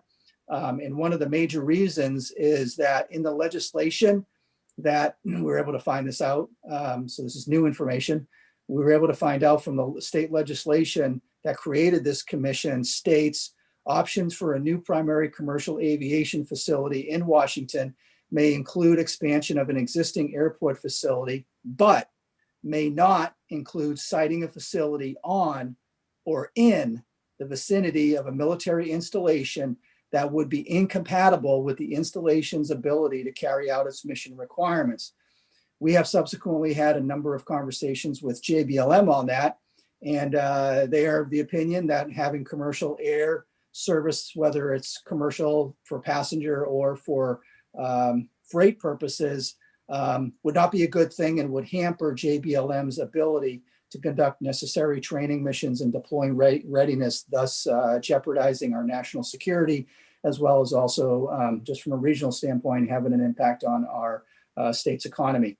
So we included that in the letter, and we're going to continue to track it. One of the things that we have been expecting and we had asked for, we are waiting for the commission staff to reach out to the city of Lakewood to have a conversation with us about this. We're still waiting for that. So as we learn more about this process, we'll continue to keep the city council appraised. I think as you had heard earlier, you know, the South Sound proud Muriel, I'm sorry. I'm from Boston. There's certain words I cannot say. All right, so y'all know what I'm talking about though, right? You know, it's like a big picture on the wall down at American Lake Park. Thank you very much. I appreciate your patience with me there. So you might recall that the city actually received a grant award of $3,500 to initiate this back in November of 2019, and kind of things went on pause for a while. So they recently reached out to us last month to initiate the process and move forward with this. And again, it's, you know, South Sound proud. And so we're in the process of seeking artists to be able to do that work, and we'll partner with South Sound proud on this initiative. Also, just a friendly reminder, as you heard this evening, Partners for Parks is having a virtual fundraising event where you can walk around the park. So if you want to know more information about that, I would suggest reaching out to their website. And by the way, the video that was shown this evening, if you click on the cover memo of that agenda item, there's actually a link to that, and you can play that over again, because I know it was kind of coming over your iPads, probably a little sporadic there. Chief Zarro let me know that last week we received an email from one of the 3 members of the Pierce County Force Investigation team that you appointed back in August. Unfortunately, she's moving out of the city, and she's moving to a different town across the bridge, and she is no longer able to serve as a Lakewood representative, and that was Juanita Beard. And so you did also appoint Larry Woods and Julius Brown. And so I just asked the council, if you'd like to replace Ms. Beard, you know, let me know, and we can bring back the other applicants. Sorry. Member of my family trying to catch me before they go to bed. Where was I? So we can bring back the other candidates who had applied, or if you wish, Mayor and Council, we can go out and do another recruitment. So I will leave the ball in your court on what you like to do there. I previously mentioned that the Puget Sound Regional Council was looking for committee members to serve on their freight committee, and the city of Lakewood applied for a key position to represent the Frederickson and Lakewood industrial areas.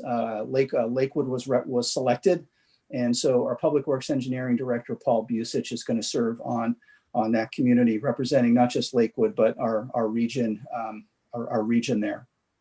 If you hadn't seen it, the Association of Washington Cities, their board, adopted their legislative priorities just recently, about a week and a half ago.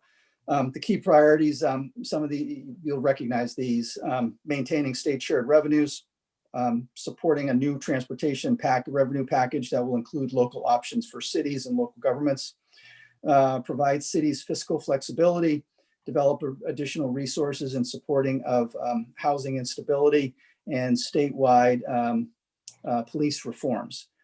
Also, AWC has identified as significant issues, but not as key priorities, supporting tax increment financing, tying property tax increases to inflation versus 1%, funding for broadband internet, and fully supporting funding for the Public Works Trust Fund.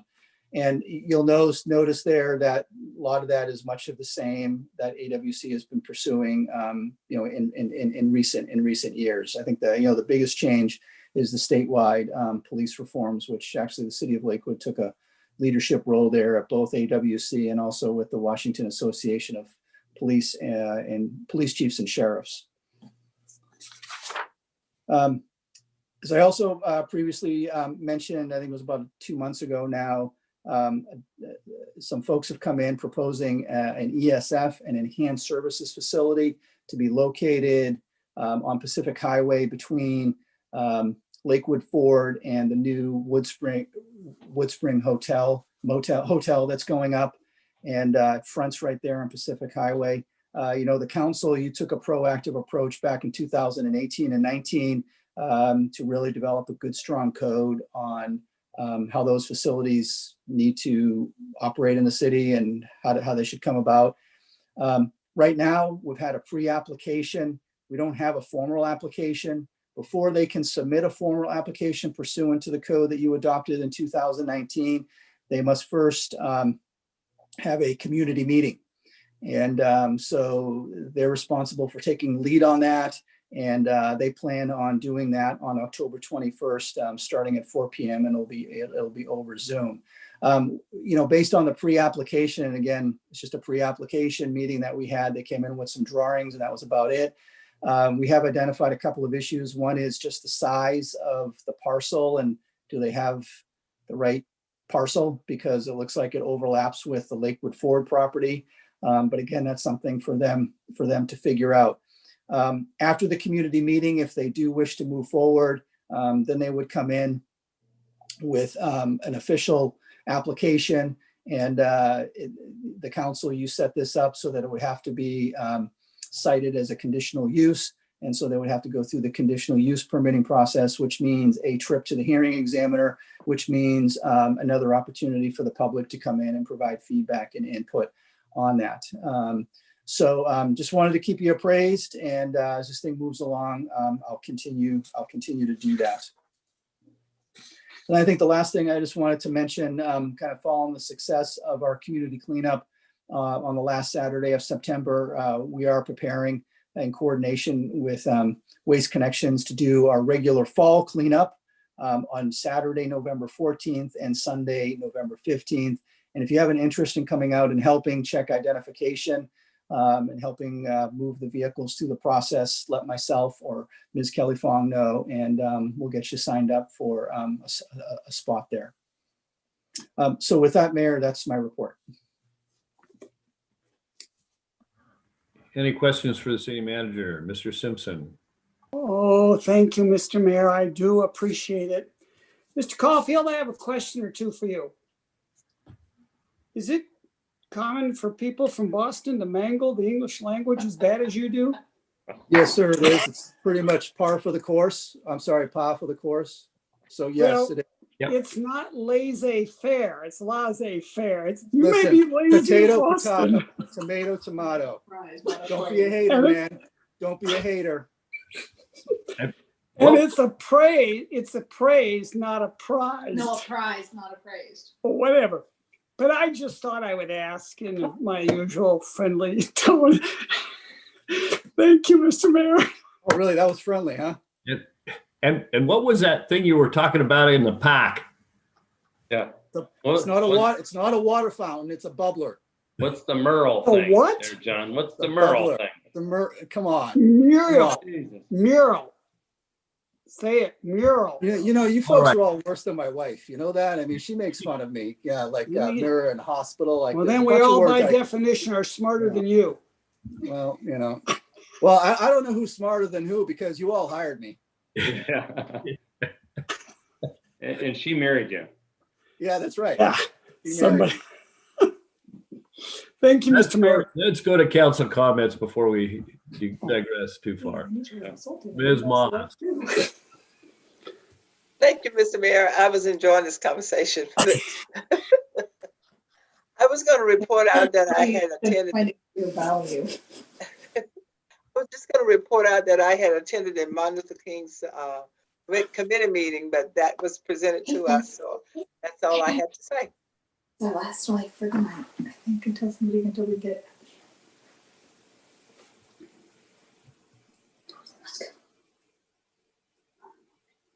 What's that? Yeah, who's that?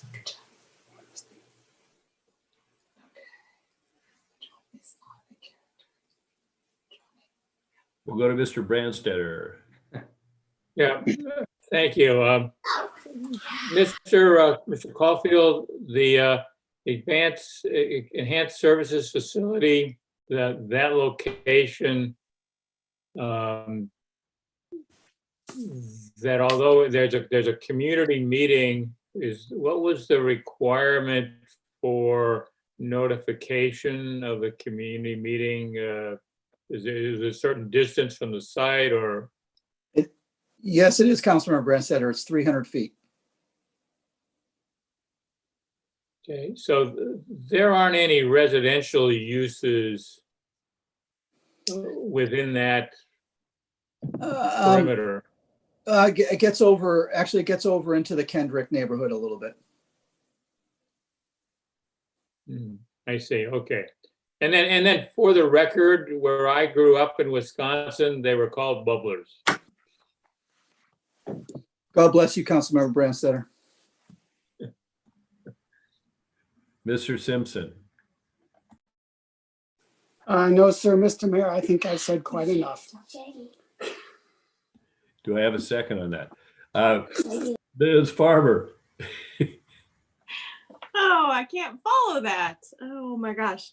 I did want to put in another plug for the Arts Commission. They did some fantastic work, and you know, I love a good film festival and a concert in the park, but I am particularly fond of things that stick around and that show that the city visibly cares about its spaces, things that stay around. And so those utility box wraps, I'm just super, super excited about, and excited about the flexibility and the possibility of a public-private partnership. So that's super cool.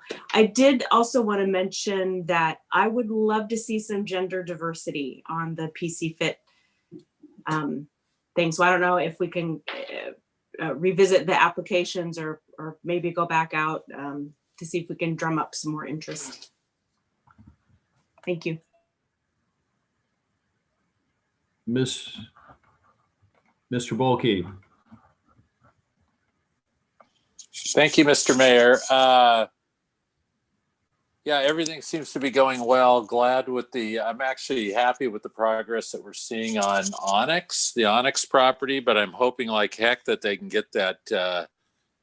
I mean, they're laying a lot of concrete. They still got a ways to go on the concrete, and I'm hoping like heck, and I'm looking at the city manager that they're going to be able to get the next round of pavement down in the next couple of weeks. Is that going to happen? Are we on schedule there?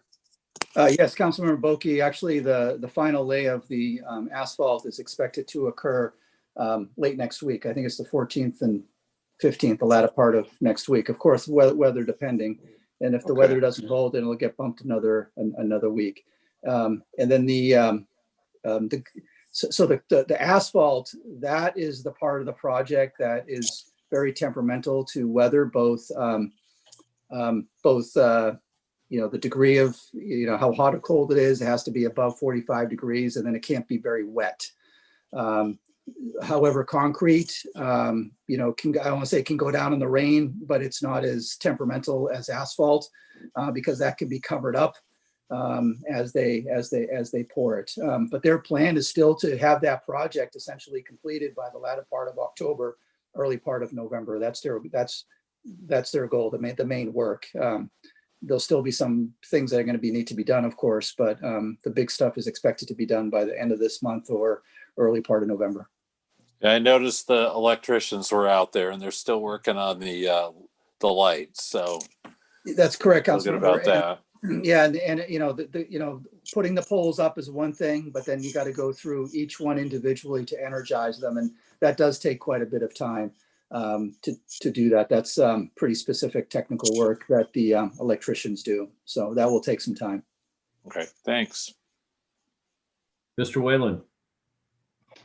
Thank you. My highlight was a Zoom meeting with the Economic Development District for Puget Sound Regional Council. So I was able to sit in on that and listen to a couple of hours of conversation. At least I didn't have to drive to Seattle, so that was a good thing. But other than that, it's been a busy week. Thank you. And one kind of item of semi-news to pass on October 20th, Washington State Department of Transportation is having an internal meeting to discuss the alternative JBLM trail, taking the bike path, shared use path off of I-5 and at least incorporating the segment that would go through North Fort between Lakewood and DuPont.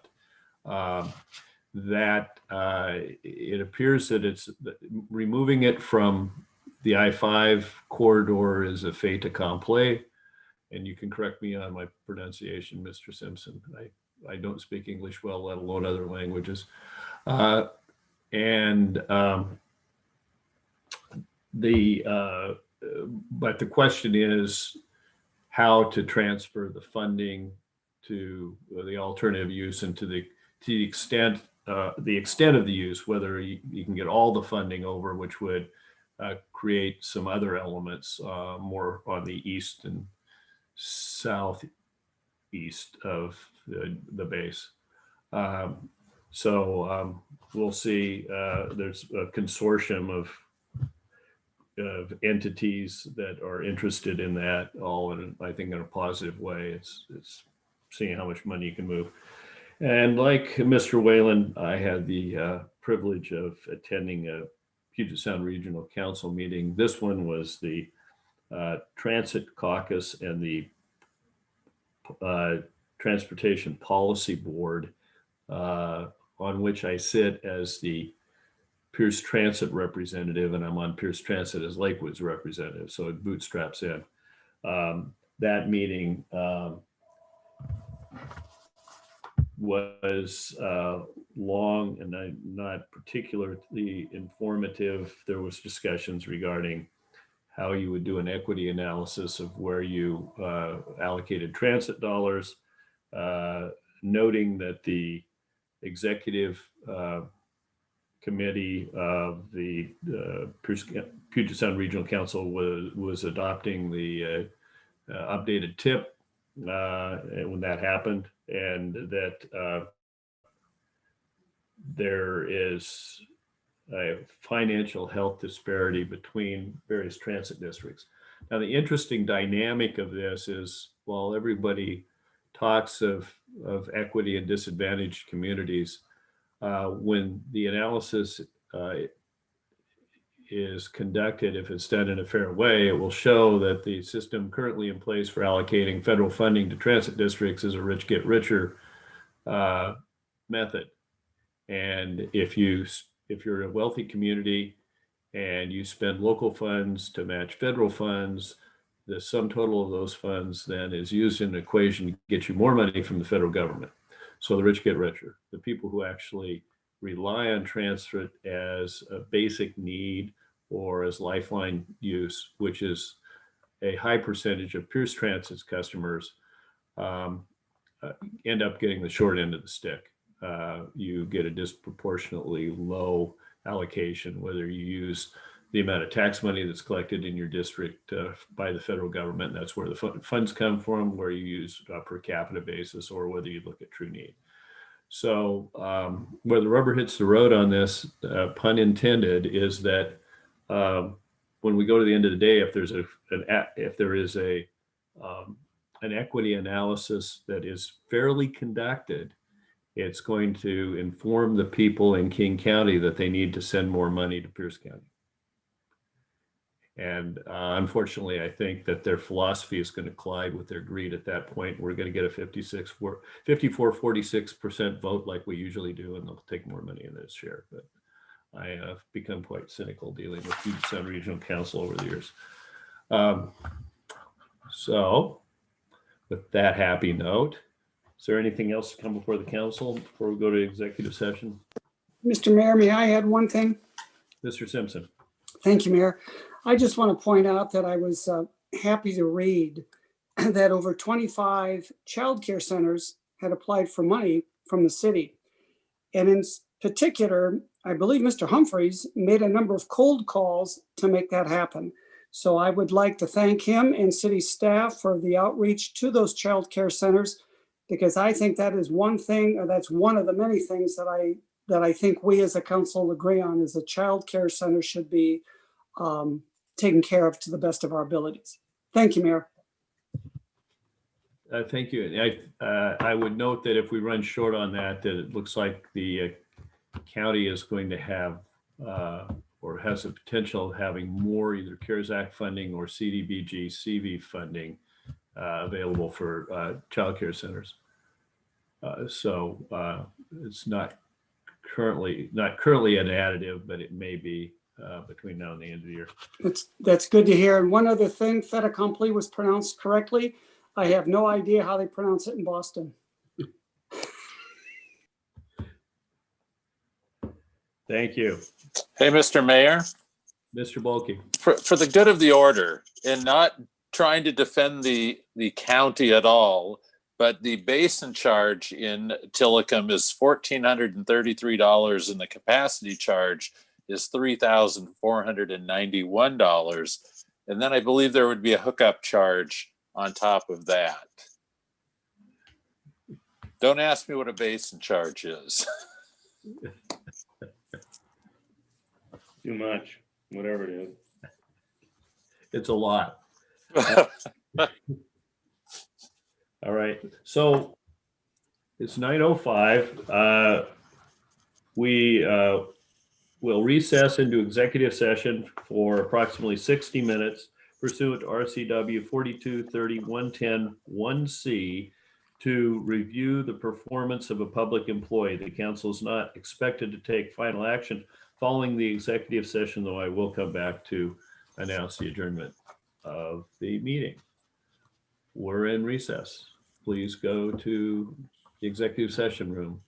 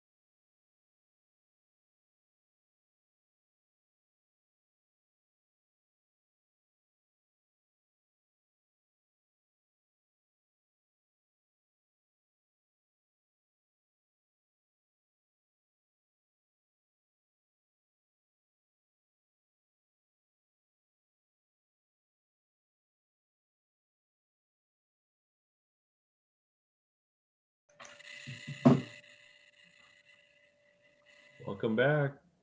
Thank you. You gotta love these.